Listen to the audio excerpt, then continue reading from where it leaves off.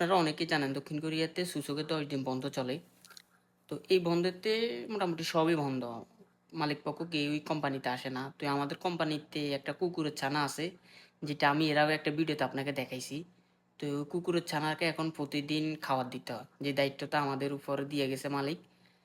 তো আগে ওরে মানে 1 কাপ খাওয়া দিলে আপনার 2 দিন চলে যেত। এখন মানে বাচ্চাটা দিয়ে যত দিন বড় হয় তত খাওয়ার চাহিদা বাড়ে।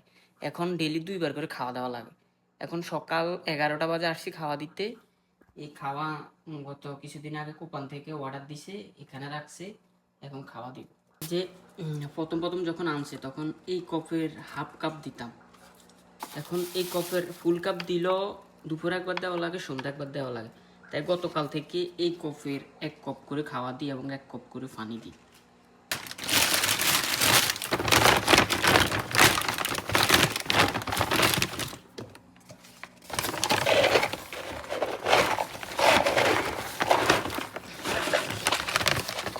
এই খাওয়া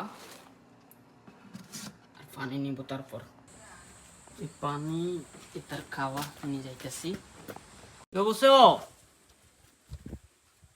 사장님 친구 이거 보세요. 일로 와. 먹어.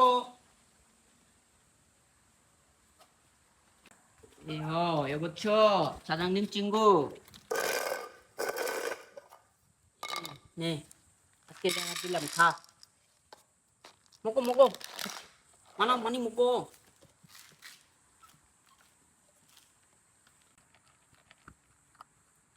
맛있어?